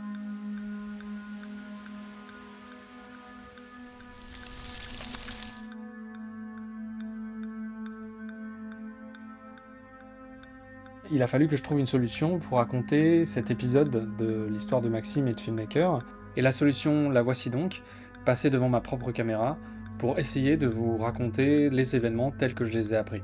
Ouais, tu m'entends? Ouais, c'est bon. Vas-y, raconte-moi, oui. Alors, pas de nouvelles depuis un bon mois, comme tu le sais. Le tournage de Filmmaker est terminé. Nous passons désormais en phase de post-production, et pendant que Maxime finalise le montage, des membres de l'équipe vont petit à petit publier des photos sur les réseaux. Léo a posté des photos et donc des portraits de chacun des comédiens, et donc de... Et hier, un message en me disant « Salut Maxime, j'aimerais bien comprendre pourquoi vous avez posté cette photo. Je suis assez énervé, j'aime pas du tout mon apparence dessus, j'ai l'air hyper fatigué et tout. » Elle affirme que cette photo ne la met pas en valeur, mais en plus qu'elle aurait même été retouchée afin de dégrader son image. Maxime, tout comme l'auteur de la publication, réfute ces accusations, mais il décide malgré tout, d'un commun accord, de supprimer la photo pour éviter tout conflit. Mais les requêtes de la personne ne s'arrêtent pas là. Tout à coup, elle exige de Maxime qu'il lui transmette l'intégralité des rushs du film pour pouvoir prouver qu'on aurait voulu porter atteinte à son image. La personne prévient ensuite Maxime, si elle n'obtient pas ce qu'elle veut, elle portera plainte contre lui. Qu'est-ce que t'attends à trouver sur ces photos? Je comprends pas. Tu vois ce qu'il me disait, je veux toutes les photos et je veux les RAW, je veux pas les JPEG et tout. Je comprends pas. Voilà, donc sur ce, j'appelle. Donc le ton a monté très vite. Vraiment, c'est gueulé dessus très très vite. J'ai quand même fini au bout d'un moment par creuser parce que je dis, mais là en fait, quel est réellement le problème? Il m'a ressassé le fait qu'ils sont extrêmement à l'écart depuis le début dans ce groupe, qu'il a fait énormément d'efforts et que les autres n'ont pas fait, que lui, pendant les cascades, il prenait des coups alors que non, enfin bref. Enfin, en fait, tout le monde a bien compris qu'il en avait après tout le monde. À cet instant précis, ce que Maxime a face à lui, ce n'est plus un ami qui tient des propos incohérents et qu'il faut tenter de raisonner, c'est un inconnu qui tente de s'en prendre à ses amis. Et ça, c'est trop. Et là, ça devient une espèce de règlement de compte de j'ai pas aimé ça, j'ai pas aimé ça. En fait, je pense qu'il avait accumulé un tas de frustrations et qui m'a jamais dites et qui aurait dû être dites. Et le mec a gardé ça pour lui pendant 1 an. Qu'est-ce que tu vas faire? Si je t'autorise à partir, je suis même en train de me demander si je vais pas juste te dire, écoute, je vois que ça va trop loin, arrêtons. Mais au-delà de ça, moi, je te le dis honnêtement, j'ai plus du tout envie d'avoir dans mon film, quoi. Comment tu peux avoir envie à faire pareil?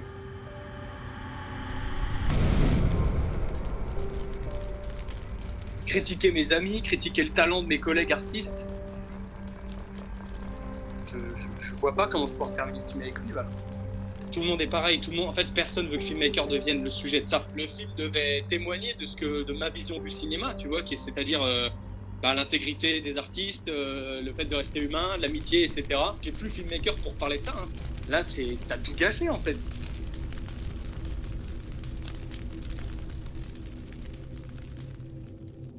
J'ai qu'une envie, c'est genre, là, j'aimerais vraiment n'avoir jamais eu l'idée, quoi.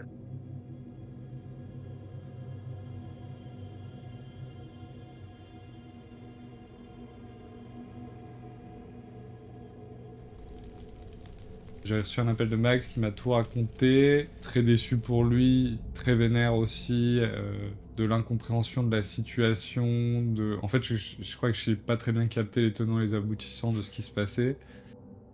J'ai été super étonnée parce qu'en fait, finalement, on n'a pas eu le temps d'en discuter de tout ce qui se passait derrière. Enfin, moi, j'étais pas au courant en fait de à quel point il essayait de gratter des choses avec Maxime, à quel point à chaque fois il y avait des conversations pour lesquelles moi j'étais pas du tout au courant. J'ai un peu tout appris d'un seul coup. C'était une perte de temps, d'énergie, d'argent immense quoi. Et ouais. Donc je l'ai appelé plusieurs fois, il n'a pas décroché, donc j'ai fini par envoyer un mail pour lui dire écoute, tu es libéré de tes engagements, je suis libéré de mes engagements, tu ne paraîtras pas dans le film, c'est plié. Et il m'a jamais répondu. Quant à moi, j'ai recontacté une dernière fois la personne pour lui demander si elle souhaitait s'exprimer librement et sincèrement sur le sujet. Ce qu'elle a décliné. Après voilà, c'est ma version, mon interprétation de l'histoire, en fait c'est comme moi je l'ai reçu, enfin l'ordre des événements comme je les ai reçus quoi. Et voilà. La vérité, c'est qu'on ne comprend pas vraiment ce qui s'est passé. On ne sait pas, on ne comprend pas ce qui s'est passé. On ne comprend pas ce qui a pu être le déclic chez cette personne pour décider d'agir ainsi. On ne comprend pas. Alors, que faire? Parce que c'est bien beau tout ça, mais elle était quand même présente sur les 3/4 des plans du film, cette personne. Allô? Ça va? Ça va, là j'ai quitté le boulot avec client, là ça fait 1 heure que je discute avec lui, on ressasse un peu le truc. Quoi.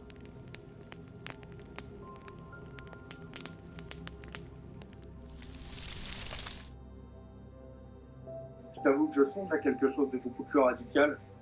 J'ai vraiment passé une des pires journées de ma vie, je pense, à partir d'hier soir jusqu'à là maintenant.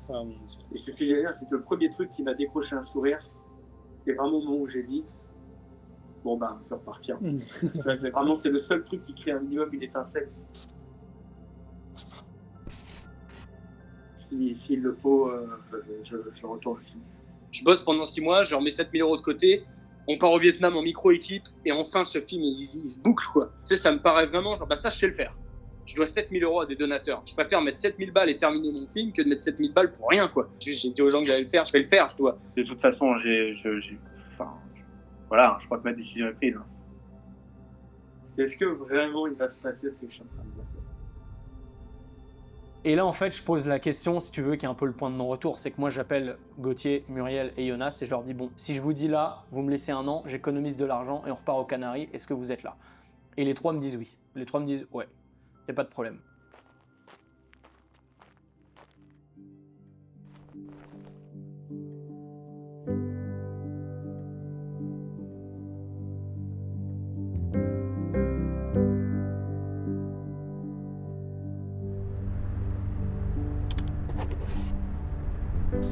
Bon, et ben, c'est reparti. What the fuck, c'est quoi ce délire? Oh putain, viens me faire un câlin. On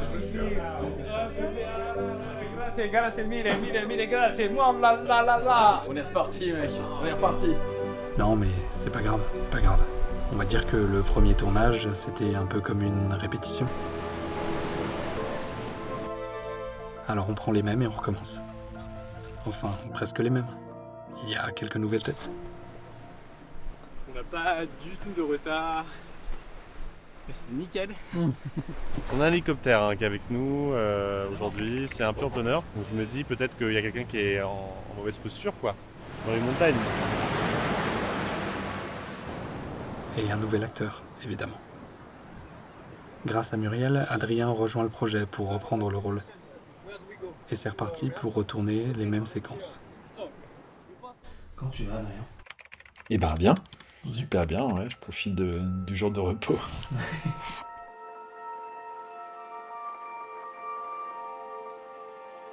Tu veux que je te parle à toi ou à la caméra? Ouais, je vais me mettre là, ça.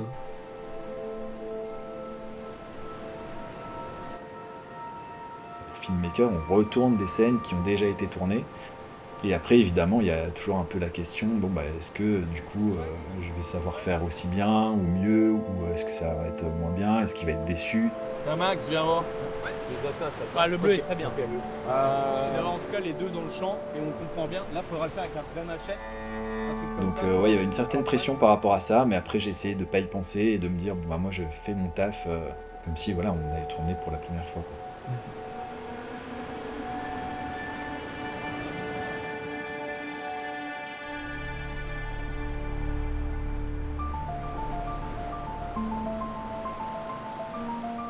L'avantage d'avoir déjà tourné une fois sur place, c'est qu'on connaît déjà les lieux, les astuces. Merci. Si bien qu'on a un peu l'impression d'être bloqué dans une boucle temporelle d'ailleurs. Je t'ai filmé au même endroit, c'est pareil, il y a 2 ans. J'aurais aimé passer autant de temps à vous raconter ce deuxième tournage comme je l'ai fait pour le premier. Mais la vérité, c'est que tout s'est extrêmement bien passé, du début jusqu'à la fin. Adrien, un pas en avant, s'il te plaît. Malgré la durée sur laquelle s'est étalé le projet, je retrouve une équipe toujours aussi investie, impliquée dans la création de ce film, comme depuis le premier jour dans cet aérodrome. Là, cette fois, on n'a pas fait ce genre d'erreur à se mettre des randos de ouf. On s'est juste dit, les gars, on sait que ça marche là.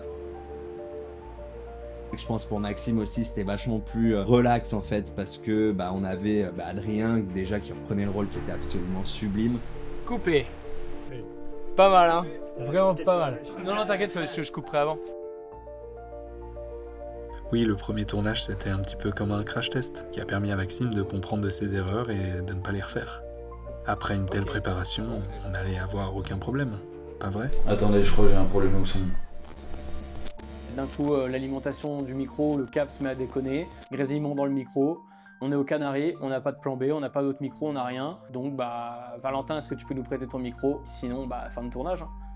Comment ça, moi? Est-ce que je pourrais vous prêter mon micro? Bon allez, je veux bien aider, mais juste pour ce film alors. Ok, tout le monde en place.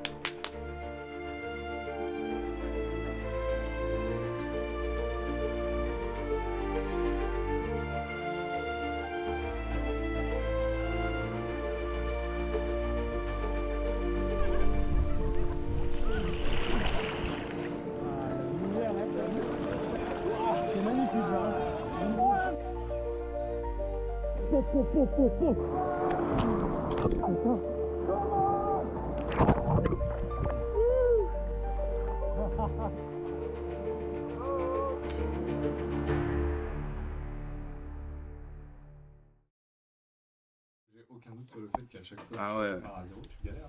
Ouais, c'est sûr, là c'est juste que ça fait quand même 3 ans, plus de 60 jours de tournage. Je sais pas combien de lectures et Tu te rends compte, on les connaît par cœur, on connaît par cœur les scénarios, on connaît par cœur les personnages. Combien de fois j'ai lu Filmmaker, mais déjà au moins 17 fois, 18 fois. Il y a eu la bonne prise, quoi. Ou même pareil, par hasard, Adrien était aussi excellent, pile poil à ce moment-là, tu vois. Et là, il y a eu un truc, je me suis dit, putain, comme tout à l'heure, tu vois. Il y a le scénario qui se déroule, quoi. T'as le scénario devant les yeux, là. J'en ai eu pas mal, des trucs comme ça depuis qu'on est revenu aux Canaries, là. Je me suis dit, bien, tu vois, genre, j'ai l'impression de voir mon film, quoi. Est-ce que tu penses avoir enfreint la morale? Ta morale? Non. Non. Même quand tu m'as gueulé dessus? Non. On l'avait répété cette corrébance. Oui, non, mais... je l'ai fait pour l'impro. Non, mais pour le coup, c'est juste que, en plus, j'avais pas vu du tout que t'étais allé chercher le putain de machette. Si j'avais su que juste à ce moment-là, tu courais pour t'avoir la machette, bien sûr que j'aurais pas gueulé, quoi. Non, mais pour le coup, c'était vraiment, je me suis dit, mais putain, il m'a rien écouté, c'est pas possible, j'en ai marre. Quand on a eu la petite discussion en mode, je pense que Jonas, machin. Ouais. Là, d'un coup, Yodas, quand il a arrêté de jouer et il est devenu Boone pour de vrai, d'un coup, tu te fais happer, tu vois, par le truc et t'es en mode, il est trop fort. Il est vraiment trop fort, en fait. C'est la morale de filmmaker, quoi. C'est à quoi bon réussir, c'était tout seul. Ouais. Mais ouais, tout mène à ça, hein. Tout mène à le problème de... Enfin, Georges va apprendre dans la douleur ce qu'on est en train d'expliquer, quoi. Ouais. Waouh! Vous l'avez vu? Non, Hermione. Une chouette? Ouais. Hermione. Ouais, c'est Edwige.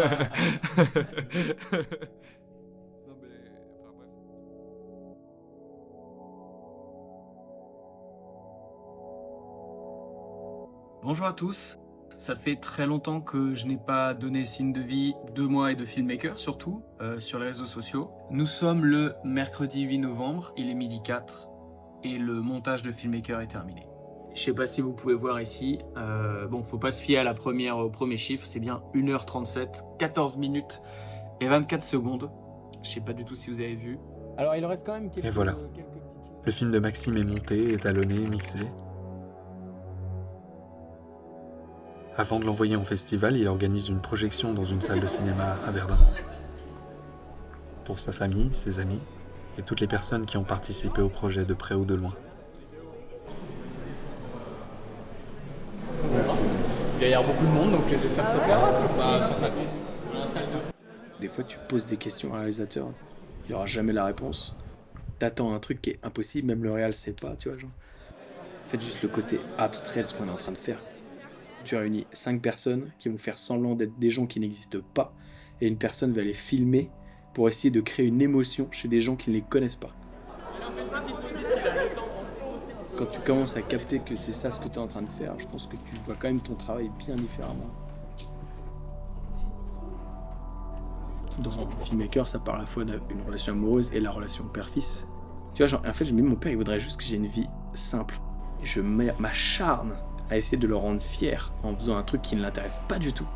Et je me dis, mais c'est fou, si je voulais rendre mon père fier de moi, ça me prendrait une journée. Genre vraiment, je me lève, je travaille, je rentre en bagnole, et c'est tout. Et mon père, ça grave plus fier que quand je lui fais je pars aux Canaries pour 10 jours pour tourner mon film indépendant. Et là, tu vois, il est en mode, oh, tu me saoules.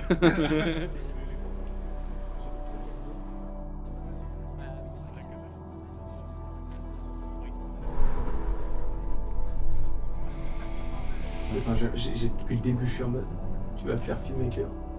Fais-le comme si c'était la seule opportunité que tu auras envie de faire un film.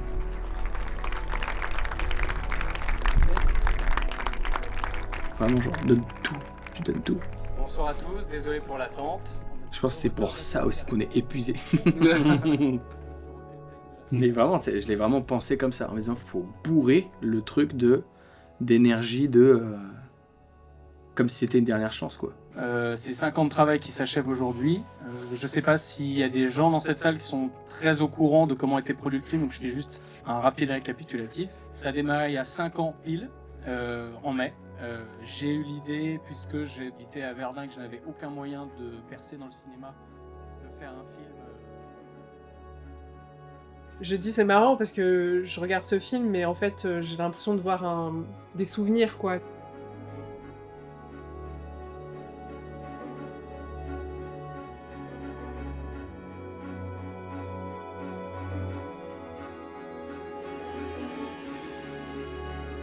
Franchement, assez impressionné même de ce qu'il a réussi à faire, ce petit con de Maxime Sanchez, quoi.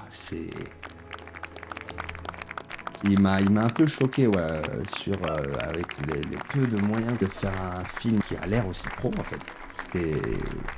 fort. Le résultat que vous voyez là, c'est des tentatives, ça rate, on recommence encore et encore et encore et encore, on s'acharne.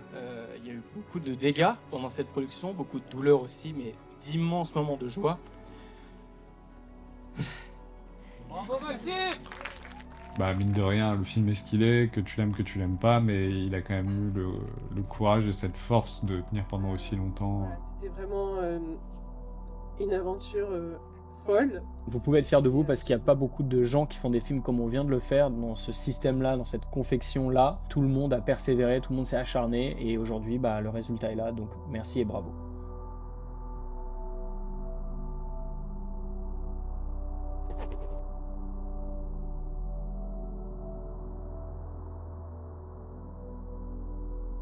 Moi, j'ai été réalisateur vraiment 60 jours. Par contre, j'ai été producteur pendant 5 ans sur le film. Et donc, j'ai vraiment compris l'importance d'un producteur, et j'ai vraiment compris la valeur d'un producteur, à quel point ça peut être bénéfique de partager cette tâche-là avec quelqu'un, d'être soutenu par une personne dont c'est le métier, et que à long terme, même si moi je rêve toujours de l'indépendance et que mon vrai but ultime c'est de pouvoir monter ma société de production pour pouvoir produire mes films, j'ai pas du tout ce truc de je veux tout faire tout seul et je fais confiance à personne, pas du tout. Moi plus que jamais, j'ai conscience de que fait un producteur sur un film et à quel point c'est un métier vital. On a besoin de ces opinions-là. La vie future de ce film, qu'est-ce qu'il va devenir? Ça, c'est juste pour savoir s'il y a un retour sur investissement. Filmmaker continue aujourd'hui encore à être envoyé dans des festivals. Le nom de Maxime se retrouve noyé dans des listes de centaines de nominés. Vous étiez combien sur place dans la jungle pour tourner? On était 10, donc il y avait effectivement les 4 comédiens. Donc le chef opérateur. Il y avait toujours donc un assistant au chef opérateur qui était soit Clément au premier tournage aux Canaries, soit Josh au deuxième tournage aux Canaries. Une assistante réalisateur donc qui était Louane au premier tournage aux Canaries et Léo au deuxième tournage aux Canaries. Un preneur son, / maquilleur, Lilian, plus Valentin qui est ici, qui filme tout depuis tout à l'heure, qui est le réalisateur du documentaire qui racontera le tournage du film. Toutes les angoisses se sont vraiment arrêtées net. C'est le premier jour depuis 5 ans. J'ai rien à faire avec Filmmaker, j'ai rien à faire quoi. J'ai regardé le film tel qu'il était, ça m'a fait plaisir de l'avoir fait. Ouais, de juste se dire on va pouvoir passer à autre chose aussi quoi.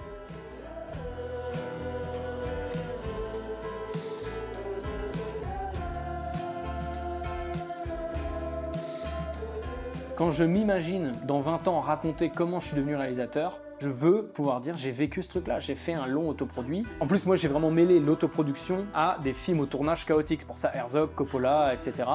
Et on peut dire qu'on m'a donné exactement ce que je voulais, tant ma production a dérapé, a triplé son budget, a triplé son temps. Ça a été une épreuve cathartique, il y a vraiment, c'est pas juste j'ai fait un film, ça m'a transformé vraiment quoi.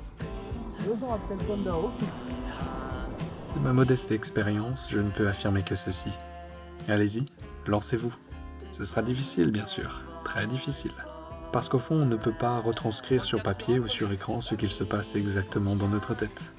Vous questionnerez sans doute votre santé mentale en revisionnant votre création pour la 1000e fois dans les heures les plus sombres de la nuit, comme on pourrait fixer son reflet dans l'obscurité jusqu'à en perdre la raison.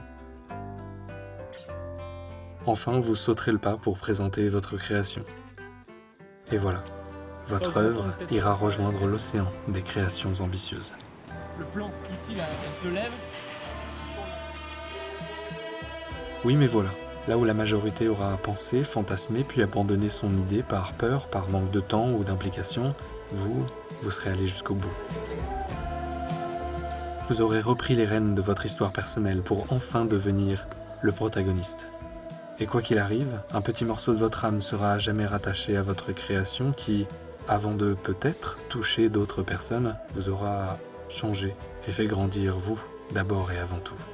Car s'il y a bien une chose que l'aventure offre, c'est la possibilité de revenir changer. Et le soir, dans le miroir, vous pourrez vous dire